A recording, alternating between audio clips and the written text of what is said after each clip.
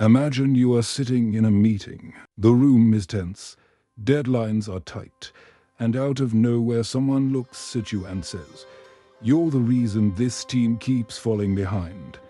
In that instant, your body reacts before your mind does. Your pulse quickens, your face warms, and a storm brews inside. Most people in that moment either snap back with words they later regret, or retreat into silence and carry resentment long after the meeting ends. Both reactions only give more power to the other person. But what if there was a third path? What if you could respond in a way that silences the hostility without raising your voice? A way that keeps the dignity of the moment intact while reminding everyone of the truth. That is the path we are going to walk together. The Stoics taught us that life is not defined by what happens to us, but by how we respond. They lived in times of war, politics, betrayal, and chaos. Yet they discovered ways to maintain their composure in the face of insult, to remain steady in the midst of provocation. And that is exactly what we need today. Our world may look different on the surface, but the struggles are the same. People will still test your patience, disrespect you, or try to push you into anger. What you say in those moments matters, because your response can either fuel the fire or extinguish it. This is why we are here. Over the next few minutes, we will explore 5 smart responses rooted in Stoic wisdom. They are not tricks or clever comebacks meant to humiliate others. They are deliberate choices of language and presence that restore control to you and leave no space for escalation. Each response grows in strength, beginning with something as simple as a pause, a moment of silence that shifts the energy, and moving towards something as powerful as reframing the entire exchange around principle and higher purpose. This journey mirrors the Stoic way itself. First, master your own impulses. Then shape the world around you through that mastery. And consider this. These responses are not limited to the workplace or too heated arguments with colleagues. They belong in every area of life. When a partner throws a sharp word in the middle of an argument, when a stranger cuts you off and hurls an insult, even when your own inner voice tries to belittle you, they are tools you can return to again and again. No matter where conflict rises, this is StoicCraft, where timeless philosophy becomes modern practice. If you've ever wished for words that could protect your peace without abandoning your strength, if you've ever felt trapped between silence and outburst, then stay with me until the very end. Because the 5th response we'll uncover together is not just a line to use in conversation, it is a principle to live by. And once you learn it, it will stay with you for the rest of your life. So let us begin. With the first response, the calm pause, there is a simple truth that most of us ignore in the heat of conflict.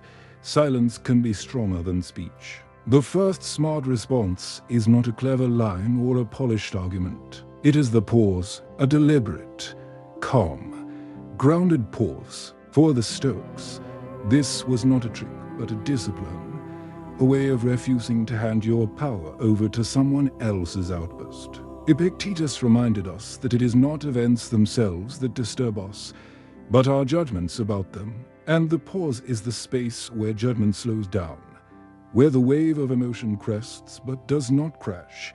Picture this. Someone throws an insult at you across the table. Maybe it's a boss questioning your competence, a colleague muttering sarcasm, or a friend making a cutting remark that strikes deeper than they know. Your body reacts instantly. The urge to reply, to defend, to snap back is overwhelming. But if in that moment you take a single breath, if you give yourself 2 or 3 seconds of deliberate silence, the entire dynamic changes. The aggressor expects either a counterattack or submission. When neither comes, their rhythm is broken. The room, once charged, grows uneasy with the stillness. And in that stillness, you regain control.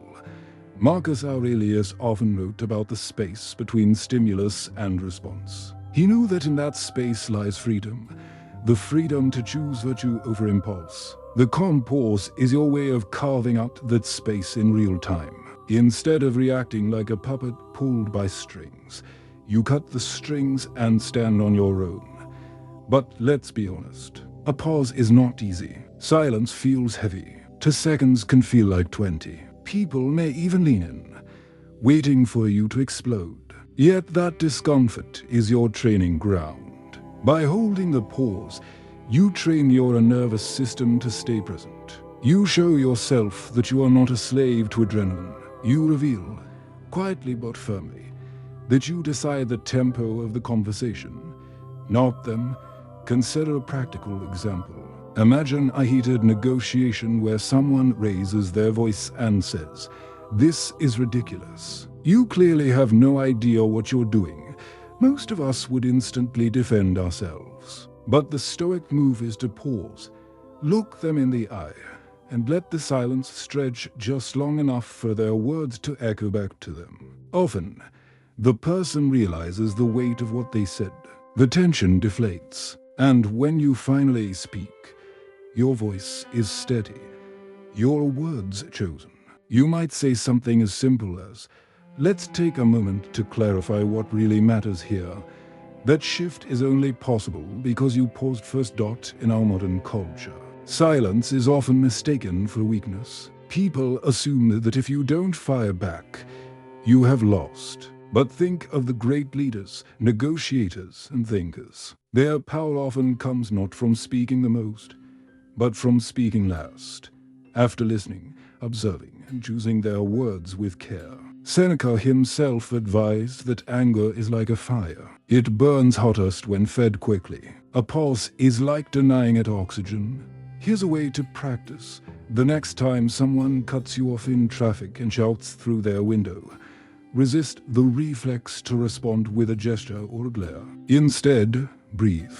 Keep your eyes forward. Let their anger pass by like a storm cloud. In that moment, you have not only silenced them, you have silenced the part of yourself that craves the last word. That is strength. Or think about family life. Perhaps your child or partner says something sharp in frustration. You could react instantly and escalate the conflict. Or you could pause, let their words hang in the air, and then respond softly. "I hear your frustration." That one pause can prevent a small wound from becoming a lasting scar. The calm pause is not about manipulation. It is about self-command. It teaches you that you are not defined by the urgency of the moment, nor by the harshness of someone else's tone. You are defined by how you choose to meet it. Every pause is a small victory in the lifelong battle for inner discipline. So the first smart response, the foundation of all the others, is silence with intention. Not the silence of fear or submission, but the silence of strength. A silence that says, "I am not rushed. I am not shaken. I will choose my words when I am ready." And once you master this, the next responses build naturally upon it. Because once you can hold yourself steady in the storm, you can begin to shape the storm itself. Which brings us to the second response, labeling and mirroring. The art of making others feel seen without surrendering control. Once you've mastered the pause, the next step is learning how to bring clarity into the room without escalating the conflict. The second smart response is what I call label and mirror. It may sound simple, but when used with composure, it disarms tension with remarkable effectiveness. Where the pause buys you time, labeling and mirroring buys you understanding, and often forces the other person to slow down and confront what they are truly expressing. Here's how it works. When someone throws anger or sarcasm at you, instead of fighting back or defending yourself, you calmly reflect what you see or hear. You put a label on the emotion or the issue. For example, "It sounds like you're frustrated with the pace of this project," or "It seems this situation feels unfair to you." You are not agreeing. You are not surrendering. You are simply holding up a mirror so the other person sees their own reflection. Why is this powerful? Because most outbursts are fueled by raw emotion that has not been named. When anger is given language, it loses some of its fire. The Stoics knew this. Epictetus often reminded his students that impressions, our first flashes of emotion, are not yet judgments. By labeling them, we separate ourselves from the chaos and move toward reason. When you say, "You sound upset," you are not throwing fuel on the flame. You are putting boundaries around it. Think of a workplace scenario. A colleague snaps at you. "You always ignore my input in these meetings." The usual reaction would be either to deny it defensively, "That's not true," or to counterattack, "Well, maybe if your ideas were useful." Both paths escalate, but imagine pausing, then calmly saying, "It sounds like you feel your ideas aren't being heard." In that moment, the spotlight shifts. Instead of the conflict being about you, it becomes about their perception. And very often, when people hear their emotions reflected back, they soften. They either confirm, "Yes, that's how I feel," or they clarify, "Well, maybe not always, but in this case." Either way, you've shifted the tone from attack to dialogue. Mirroring works the same way, but in shorter strokes. If someone says, "This is a disaster," "Nothing's working," you can repeat their keyword with a questioning tone, "A disaster." This small echo invites them to expand, often in a calmer voice. It forces them to explain, and in explaining, they frequently realize their exaggeration. What was shouted as an absolute often shrinks when re-examined in the light of your steady mirror. Seneca wrote that anger often makes us lose sight of the truth, and that the wise person brings others back gently rather than by force. Labeling and mirroring embody this wisdom. You are not proving them wrong. You are letting them hear themselves. And sometimes hearing themselves is enough to dissolve the aggression. Of course, this requires tone and presence. If you label emotions sarcastically, "Oh, so you're frustrated," how? It backfires. The strength of this response lies in your calm delivery. Your tone should be even, your expression neutral. This is why the first skill, the pause, is so critical. It creates the space to steady yourselves, so that when you label or mirror, it carries weight and sincerity. Let me give you a personal example many can relate to. A family member raises their voice and says, "You never listen to me." It's tempting to reply instantly, "I do listen. You just don't see it." But what if instead you pause and then say softly, "It sounds like you feel unheard." Suddenly the storm changes shape. The person might still be upset, but you've acknowledged their experience without accepting blame. That acknowledgement often deactivates the attack. From there, a real conversation can begin. Now, let's be clear. Labeling and mirroring won't magically solve every conflict. Some people will double down, but even then, you win something important. You remain in control of yourself. You haven't been dragged down into shouting. You haven't surrendered your dignity. And in many cases, the other person eventually realizes they're arguing with their own reflection. The deeper lesson here is that communication is less about winning points and more about guiding energy. When you pause, you break momentum. When you label and mirror, you redirect momentum. Together, these first two responses create a foundation. Calm within, clarity without. And once you establish both, you're ready for the next level, the response that draws a clear line in the sand. The boundary statement. There comes a moment in every conflict when calm pauses and gentle mirroring are no longer enough. Some situations require you to draw a line, and this is where the third smart response enters, the boundary statement. A boundary statement is not a counterattack. It is not delivered with anger or contempt.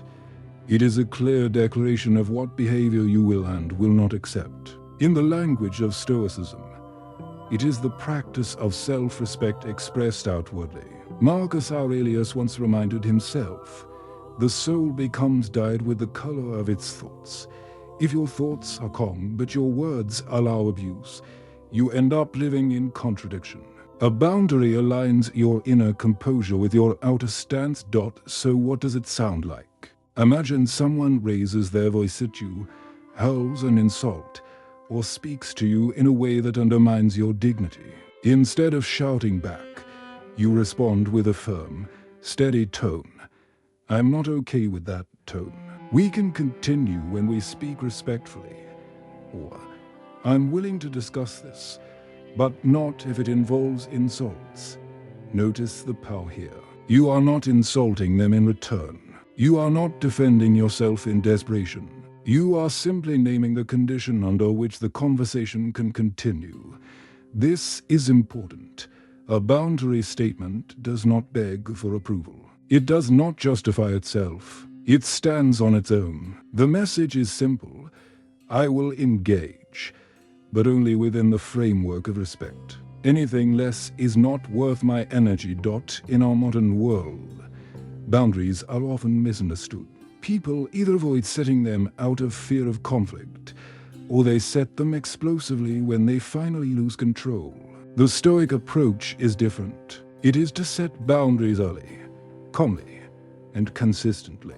Seneca once said that the wise person is self-sufficient, but also a friend to all.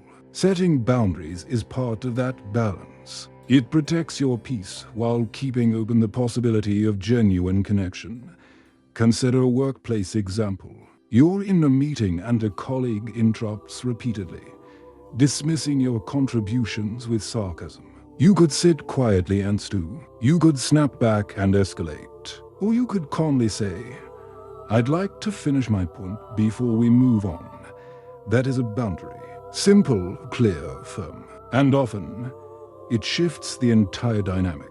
The interrupter realizes they've crossed a line, and others in the room notice your composure.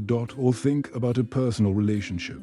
A partner, in frustration, begins to raise their voice. Instead of meeting fire with fire, you say, I want to talk this through, but I can't do it while we're shouting. Let's pause and continue when we're calmer. That statement doesn't punish. It doesn't withdraw. It sets a condition, respect or no conversation. In doing so, you protect both yourself and the relationship. Now, some people will test your boundaries. They will push harder to see if you really mean it. This is where your discipline matters most. The strength of a boundary is not in the words themselves, but in your willingness to hold them. If you say you won't engage in disrespectful dialogue, but then keep engaging anyway, your words lose all weight. The Stoics call this consistency, the alignment of what you say and what you do. This is not always easy. Many of us fear that setting boundaries will make us seem harsh, unkind, or inflexible. But the opposite is true. Without boundaries, relationships become a blur of resentment, passive aggression, and suppressed anger. With boundaries, people know where they stand with you. They may not always like it, but they will respect it. And that respect, even if grudging, creates the possibility of healthier interaction in the long run. Think about how children test parents. A child throws a tantrum, pushes against rules, demands exceptions. A parent who caves at every push teaches the child that boundaries are illusions. A parent who enforces boundaries calmly but firmly teaches stability, security, and respect. Adults are no different. We may not throw tantrums on the floor, but we still test each other's limits. And those who hold their boundaries with calm strength command respect. The deeper Stoic lesson here is that boundaries are not about controlling others. They're about controlling yourself. You cannot stop another person from shouting, mocking, or insulting. But you can decide whether you will stay in the conversation. You can decide what you will give your attention to. Your boundary is your declaration that your peace is valuable, and that you will not trade it cheaply.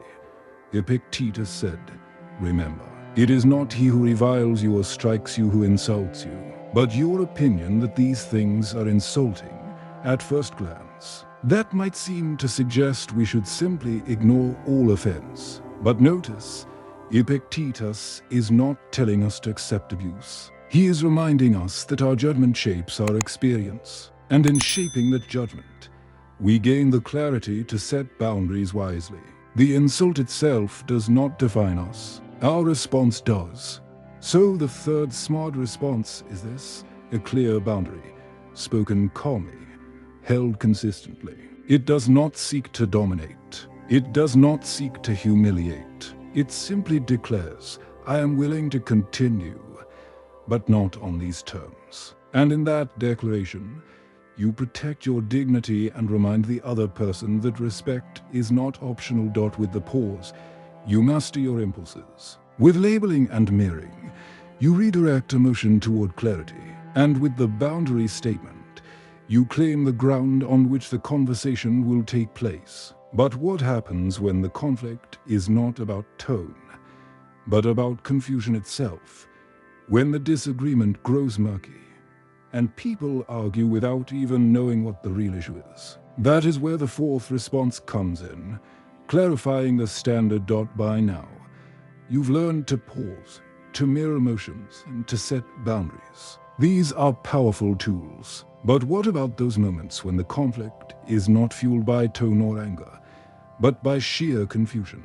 When people argue endlessly, but no one can even agree on what the argument is really about. This is where the fourth smart response comes in, clarifying the standard.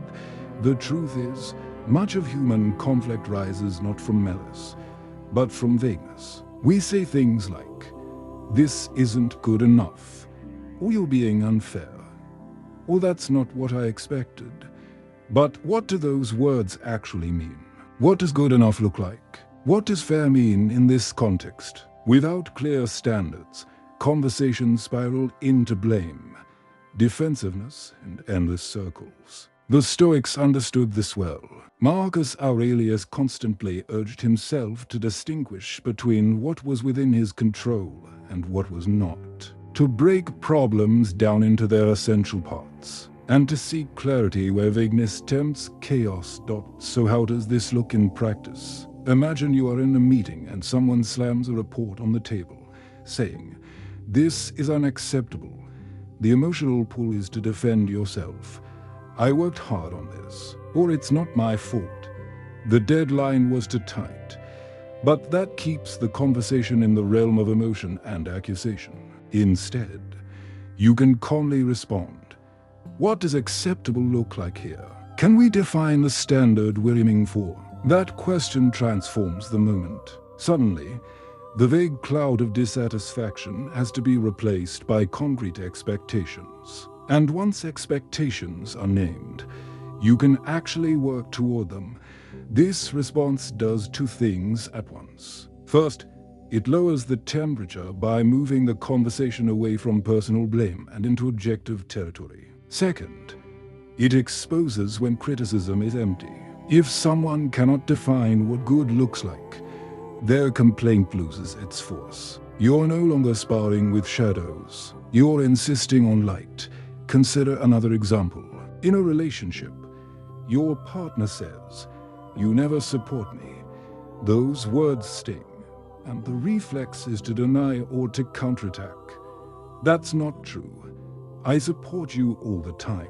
But instead, imagine saying, I want to understand.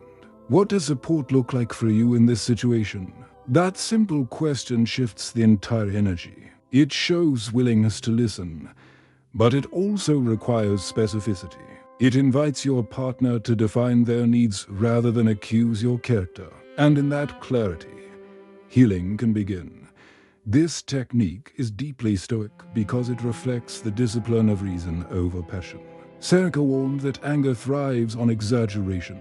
When we demand clarity, not in a harsh way, but with calm sincerity, we strip anger of its fuel. Suddenly, what felt like a personal attack becomes a problem to solve. What seemed like chaos becomes structure. But clarifying standards is not just about defense. It is also about leadership.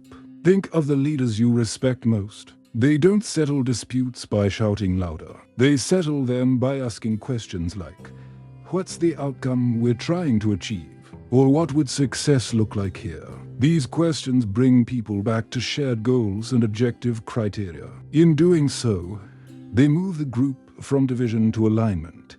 There's another hidden strength in this response. When you ask for standards, you subtly shift the burden of responsibility. The critic must now define their terms. This often reveals whether the conflict is about reality or about ego. If the standard can be defined, progress is possible. If it cannot, then the problem was never about the work or the situation. It was about the other person's state of mind. Either way, you remain steady, refusing to wrestle in the dark. Let's ground this in a modern example many people face: performance reviews at work. An employee is told, "Your performance needs to improve." That statement, without context, is almost meaningless. Improvement in what? Efficiency, communication, technical skill. A Stoic-inspired response would be, "I want to meet expectations. Can you tell me specifically what success looks like in the next 3 months?" That question not only clarifies the goal, but also demonstrates responsibility and composure. It turns criticism into collaboration. Of course, asking for clarity requires courage. It's easier to either defend ourselves endlessly or sink into resentment. But courage, for the Stoics, was always tied to truth. To ask for standards is to stand for truth.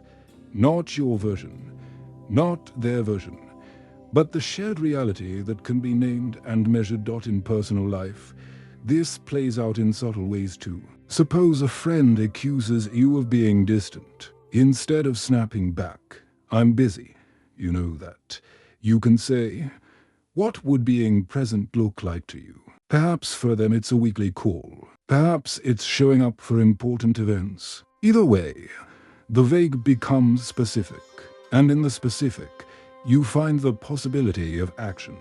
Epictetus would call this living according to reason, using dialogue not to win, but to reveal.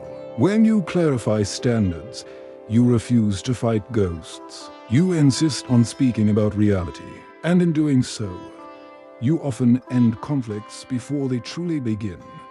But this response does more than solve problems. It earns respect. People may not always like being asked to define their standards, but they will recognize the fairness of it. They will sense that you are not afraid of truth, that you are not hiding in defensiveness, that you welcome clarity because clarity is the only soil where justice can grow. So the fourth smart response is this: when criticism, conflict, or confusion rises, calmly bring the conversation back to standards. Ask what good looks like. Ask what fair means in this situation. Ask what outcome everyone can agree upon. In that moment, you are no longer reacting. You are leading. With the calm pause, you take control of yourself. With labeling and mirroring, you bring others back to awareness. With the boundary statement, you protect the space of respect. And with clarifying standards, you ground the conversation in truth. But there is still one response left, the strongest of them all. It is the response that reframes the entire exchange at the level of principle. A response that not only silences conflict, but elevates it. And that is where we go next. There is a point in some conflicts when even clarity of standards is not enough. You've paused, you've mirrored emotions, you've drawn boundaries, you've asked for clear criteria. And still, the conversation circles or hardens. This is when the most powerful response is needed, reframing the entire interaction at the level of principle.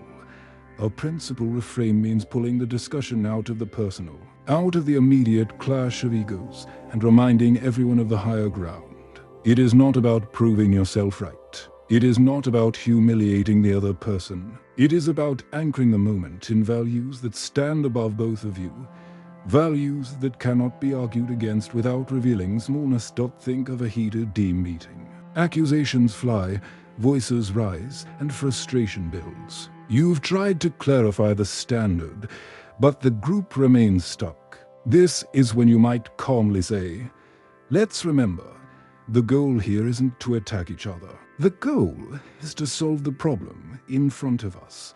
Suddenly, the entire energy shifts. The personal becomes impersonal. The heat drains as people are reminded that there is a purpose larger than their pride.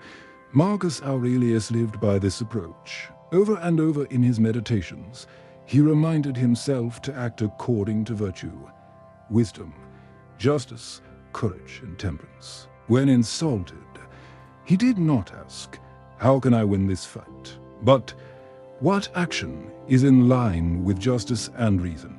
A principle reframe is the modern practice of that mindset. It says, "I refuse to be dragged into the mud. I will elevate the conversation to what truly matters. In a personal relationship, this can be transformative. Imagine a couple arguing late at night. Tempers flare, accusations sting. One could say, "This isn't going anywhere. Let's stop attacking each other and remember why we're even having this conversation. Because we both care about this relationship."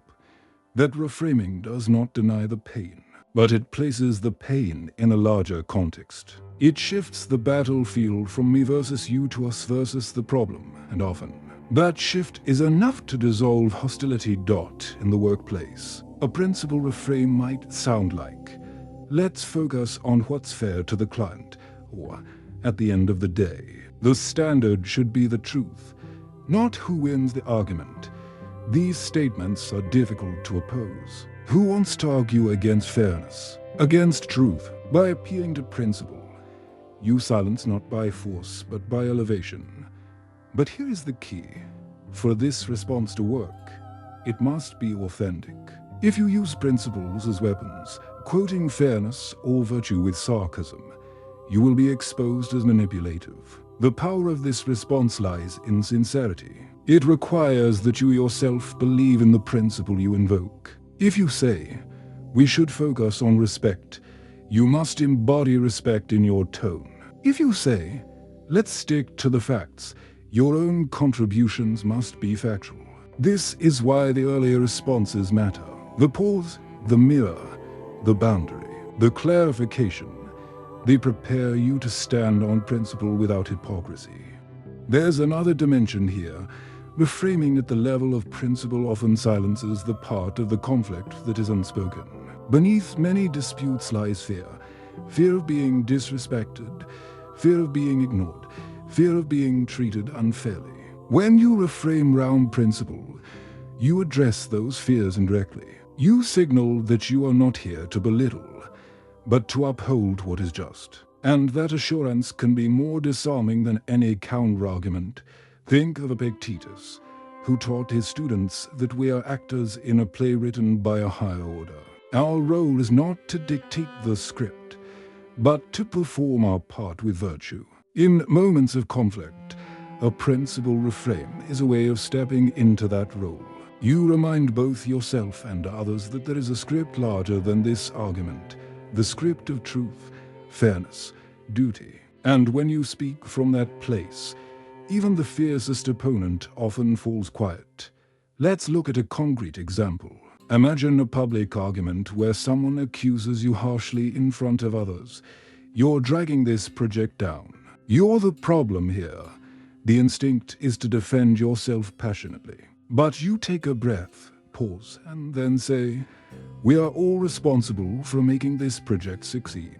The real question is, what will move us closer to that success? Notice what happens. The focus shifts from blame to outcome, from ego to shared purpose. The attack loses its sting, because you have refused to fight on the small battlefield and instead drawn everyone's eyes to the larger horizon.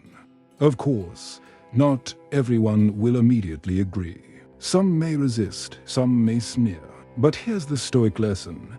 You cannot control their reaction. You can only control your own alignment with principle. And when you do, you maintain your integrity, your dignity, and often, your influence. Over time, people learn that you are not easily shaken, not easily baited, because you fight not for ego but for truth. Seneca wrote that the wise person is invulnerable because he takes nothing personally.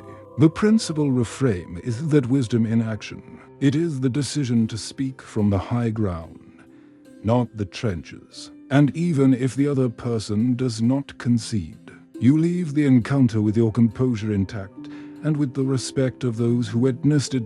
So the fifth smart response, the strongest of them all, is to reframe the conflict through principle, to remind yourself and others of the higher intention, whether it is truth, fairness, respect, or the shared goal that unites you.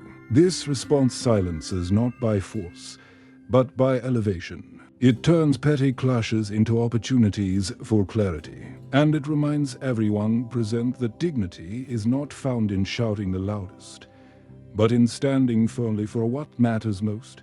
With this, the circle of smart responses is complete. The pause steadies you, labeling and mirroring disarm emotions. The boundary protects your dignity. Clarifying standards grounds the discussion in reality. And the principal reframe elevates the entire moment. Together, they form a ladder, from inner control to outer influence, from silence to principle. And once you learn to climb this ladder, you will find that even in the most heated situations, you are never without power.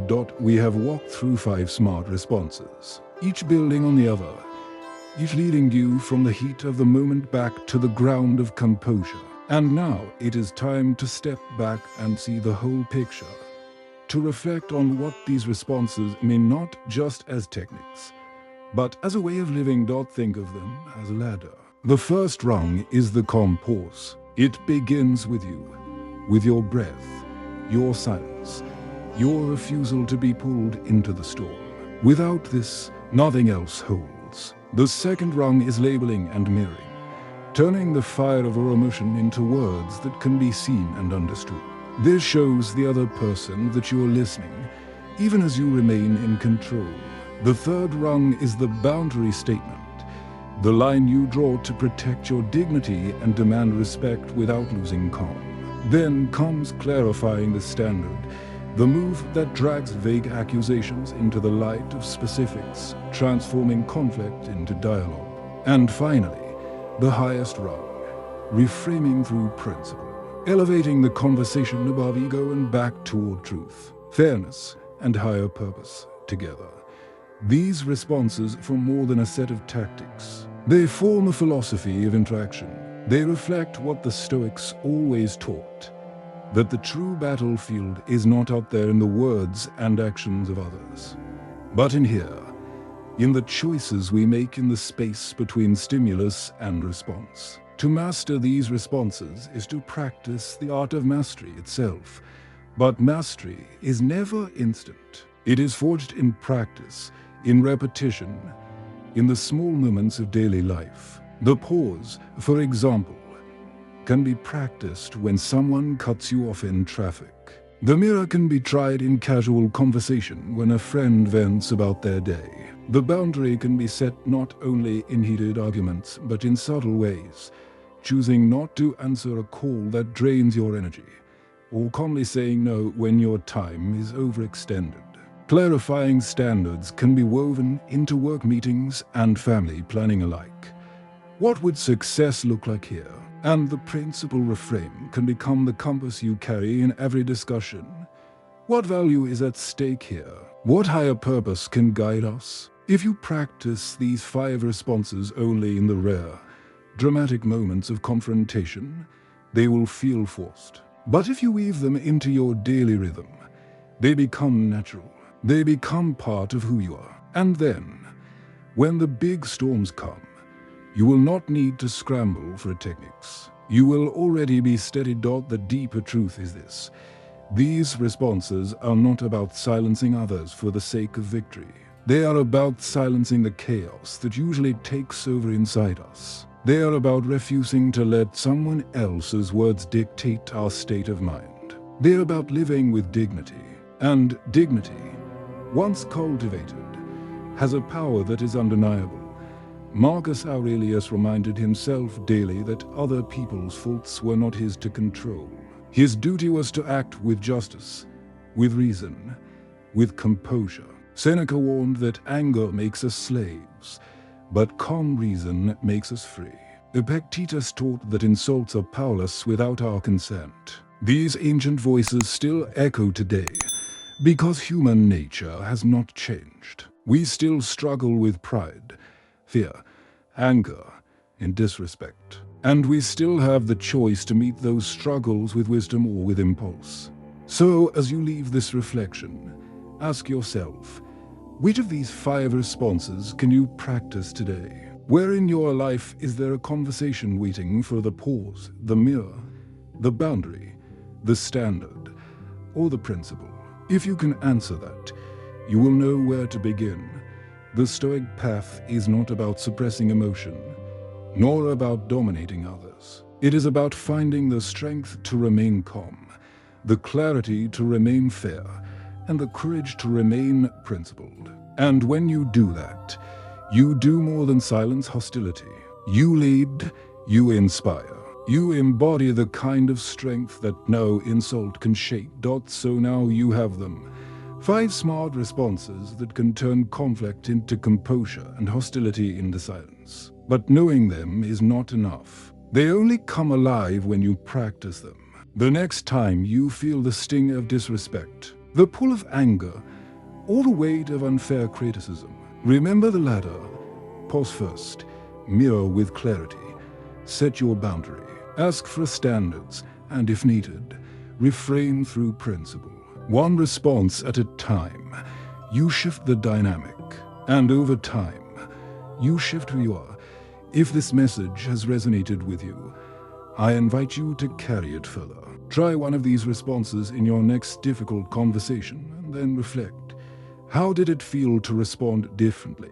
What changed in the atmosphere, in the other person, in yourself? That reflection is where real growth happens. And if you found value here, join us at StoicCraft by subscribing and staying connected. Each week, we dive deeper into Stoic wisdom and translate it into tools from modern life. Tools you can use not someday, but today. Share this video with someone who could use more calm and clarity in their life. Together, we can keep building a world where strength is quiet and dignity speaks louder than anger.